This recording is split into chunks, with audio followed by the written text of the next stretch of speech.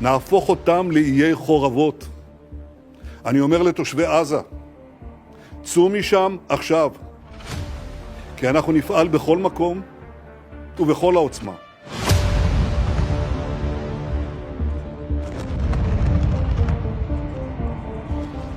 אנחנו מטילים מצור מוחלט על העיר עזה.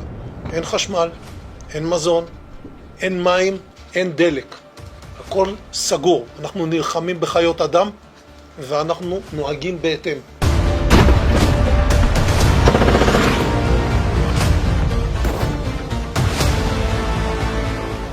مع هيك وحوش بشرية رايحين نتعامل كيف لازم. إسرائيل فرضت إغلاق كامل على غزة ومش راح يكون في عندكم كهرباء ولا مي بس دمار. بدكم جهنم راح تحصلوا على جهنم. The ethnic cleansing of Palestine has been ongoing for 76 years. However, since October 2023, Zionist Israeli violence against Palestinians has escalated to an unprecedented scale, culminating in what can only be described as genocide. And yet, somehow even more horrific than that has been the response of the Western political class and the corporate media. They have portrayed the victims who have been occupied, besieged, and bombarded for a whole year as the villains. And Palestinians weren't allowed to tell their stories. Their journalists have been killed, and those who haven't been killed have been silenced. Experts, historians, activists, us, their allies, Arabs and Muslims, all of our voices have been silenced.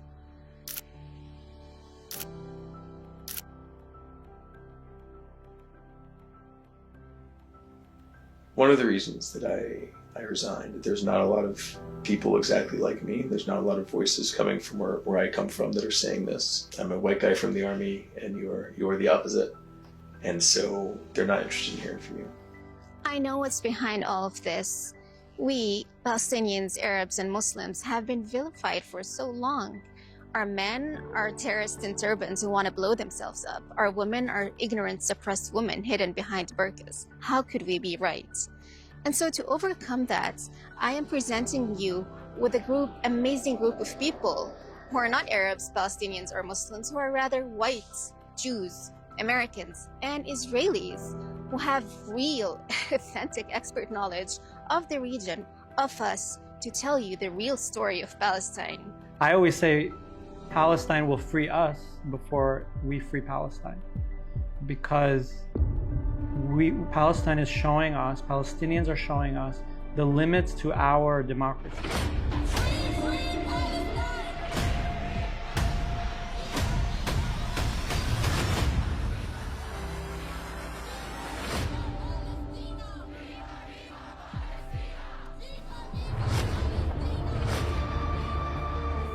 So to me, Arabs are not foreign people. It's not people that you can say are on the other side of a fence or a wall. Palestinians are my people. My father was born in 1942 in Tiberias, and he was born Palestinian.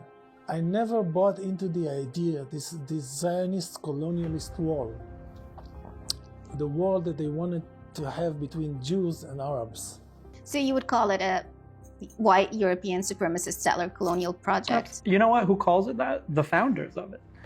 In every document, every talk that they've had, and the way they pitched it, how they fundraised for it, they themselves said that it's a white settler colonialism project and an outpost for US and Western imperialism in the Middle East. When Mizrahi Jews in Israel and Sephardi Jews, brown Jews, would fight for their rights in Israel, they were opposed. These are indigenous people. So they use us on their posters and their talking points. They say half of Israel is Mizrahi from the Middle East, but it is to cover a European settler colonialism project, yeah. It's a Zionist construct. It's not organically Jewish. Israeli society is just a patchwork of different groups held with Scotch tape. It's not really an organic society. It's not altogether surprising that it turned into a death cult state, a supremacist, but also a death cult state.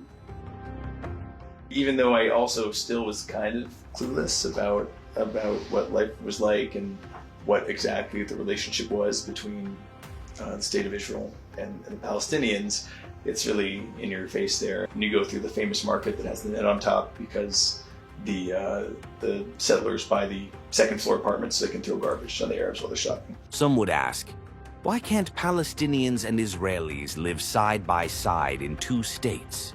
Isn't it reasonable to have a Jewish state next to Palestinian state, and they would live in peace? If Israel had been held accountable for its actions from early on, beginning in 1967 with the June 1967 war, if it had simply been forced to withdraw to its original borders, it's possible, maybe it's improbable, but it's possible Israel could have evolved into a semi-normal state.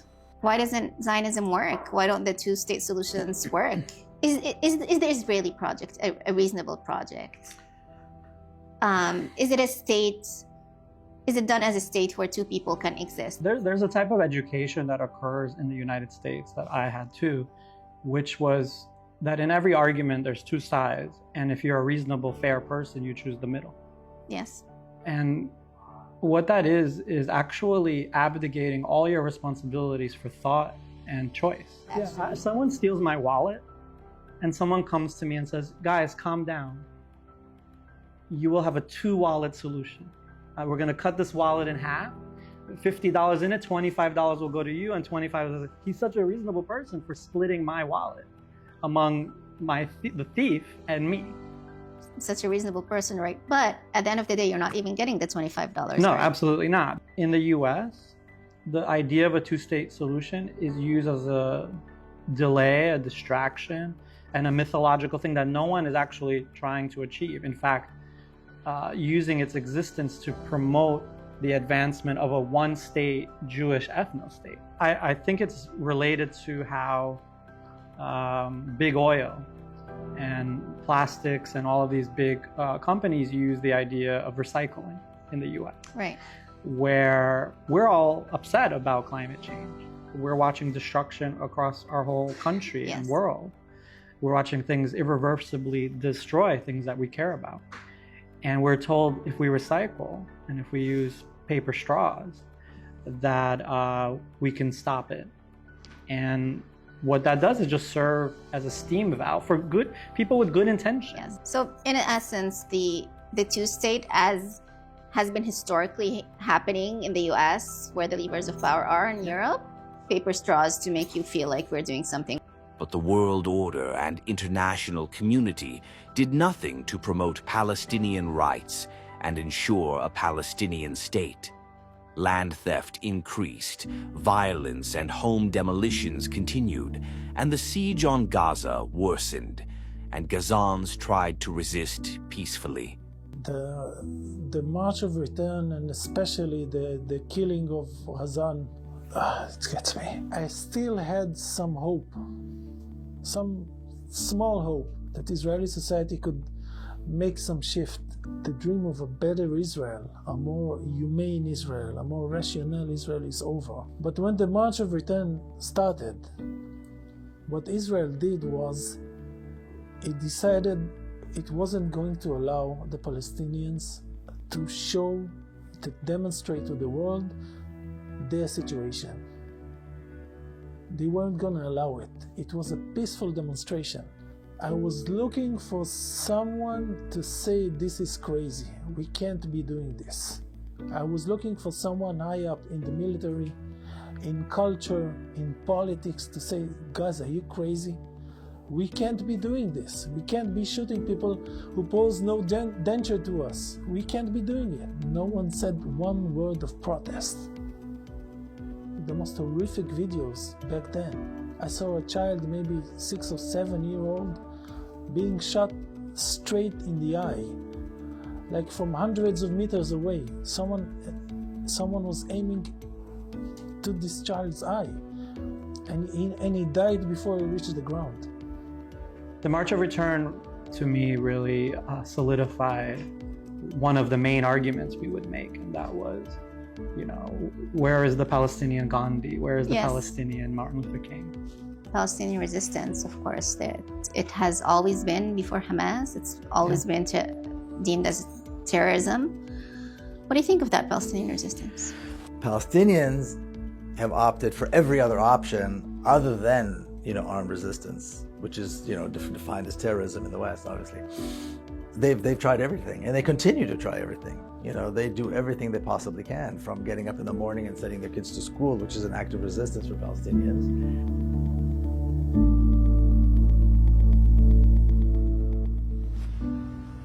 When you do injustice, people will resist. Yes.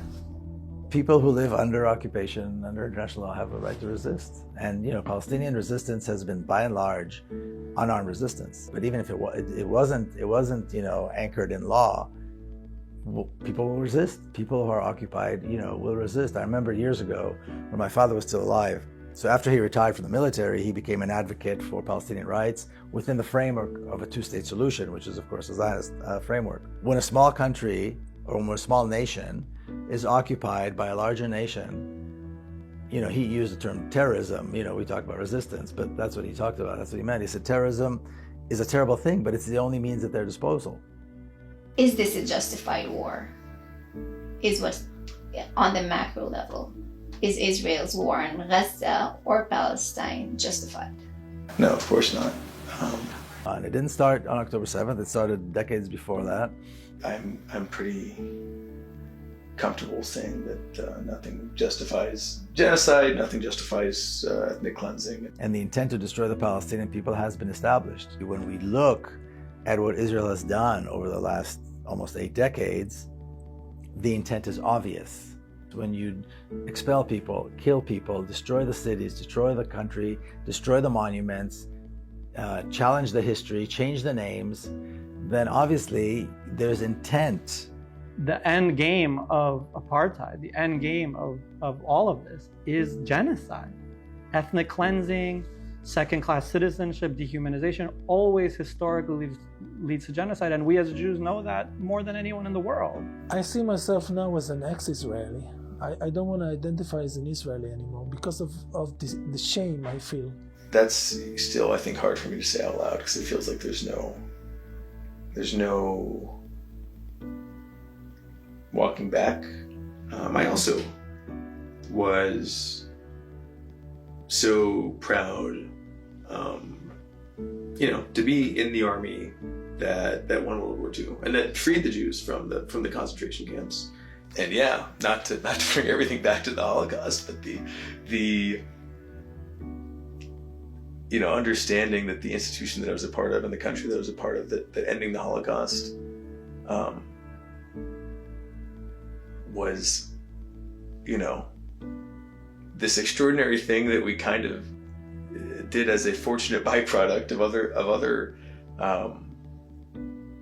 goals we had, and that is not really, when taken in everything that's happened since, and a lot of things that happened before, was not really reflective of how we treat the world. See the world quite in the same way I do now is predicated on the idea that if we accidentally kill brown people or deliberately kill brown people or too many, it's not really a huge deal, and that's consistent. Very difficult thing to come to terms with still, because even if I thought I was, I didn't feel like I was evil when I was serving overseas. I didn't always think I was doing the most important thing in the world. But I did see myself most of the time as part of kind of a fundamentally benign project, or at least harmless. And I think acknowledging this this reality is a little difficult to recover from. When you see a new form of Holocaust happening, it's hard to ignore. It's hard to rationalize it. This looks like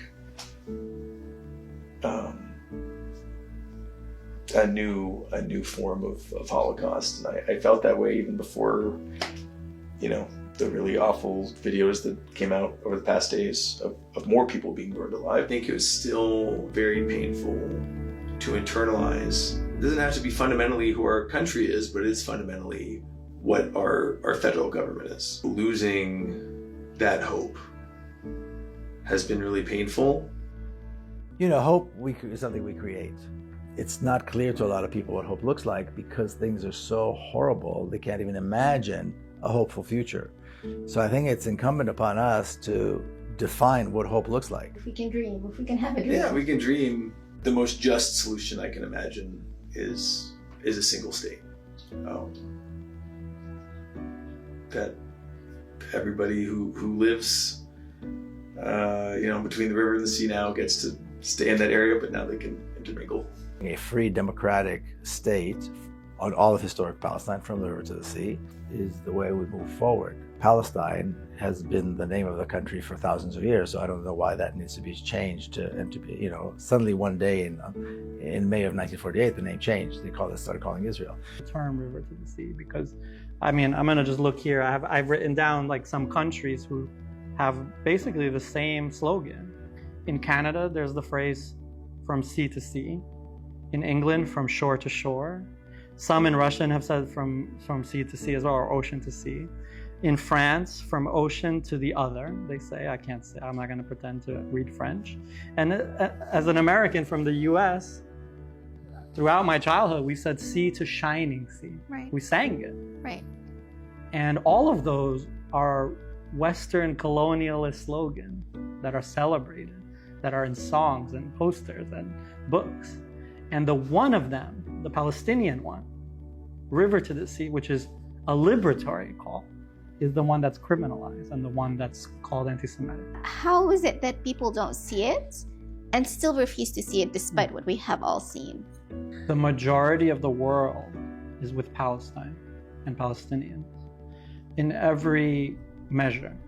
In the United States, the vast majority of Democrats, including independents and Republicans, the majority of those two, are horrified.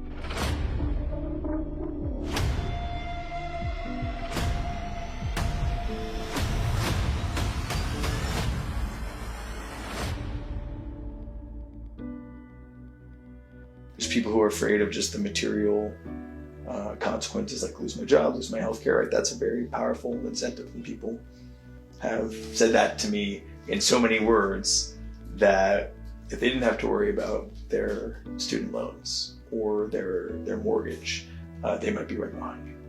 Despite an almost global attempt at oppression and censorship and silencing of people identifying with Palestine, it's not really working. There are so many people in so many countries identifying with Palestine and seeing Palestine as part of their political identity, which wasn't the case a few years ago. I agree. There has been a lot of positive change and reason for hope that did not exist a year ago. It is the power, institutions of power, that are not being moved by our horror. There are no shortcuts. It requires education and organization, and ultimately a confrontation of power. I would say the closest there was to clarity and organization was the Hezbollah. I think that Saeed Nasrallah was very clear-headed about how Israel worked and how the world power worked. So people ask me often, like, what did you do? You blocked a bridge, you went and you shut down the Statue of Liberty or the stock market, which we did, anti-Zionist Jews, who stopped Grand Central Station. What did all those things do? They're not stopping a genocide. They are growing our numbers, and they are educating us, and they are recruiting people so that one day we can do the one thing that will stop this, and that is you mess up their money. You figure out ways where you freeze our society and you stop people's money. That's what's gonna work. That's what's worked throughout history. That's what ended slavery. It was fear of losing money. It wasn't people evolving in their thought. There were. Of course, there was the organizers. Yes. And there were the early people, us. Yes, us of that time. Yes, that's But power never conceded based on morality or anything. Power only conceded based on fear of losing power. So in terms of what's the right policy and also what we just, I think it's easy. We just cut this country off, at least for the near future. The reason that they can treat the Palestinians this way and perpetrate the crimes of the past decades, much less what's happened since October 7th. The only reason they can do that is because the U.S. keeps them on life support. Educate, educate, educate, organize, organize, organize. But this organization, Palestine House of Freedom, it's about education. It's an education-based organization. Jews are going to lose or miss anything. In fact, they have everything to gain by the dismantling of the apartheid state. So I think the collapse of apartheid is going to be very good for Israelis, very healthy for Israelis, and will, give them the opportunity to finally live as normal people in a normal country, in a normal state. Everybody's going to be better off. A free Palestine. Hopefully we'll see a free Palestine as we saw an end to slavery. I think we will. Inshallah.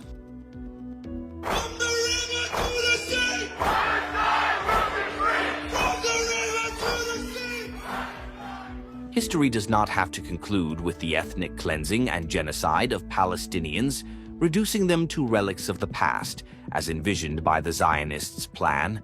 The mistakes of the past can be rectified, injustice reversed, and peace secured, with a Palestine that is free from the river to the sea.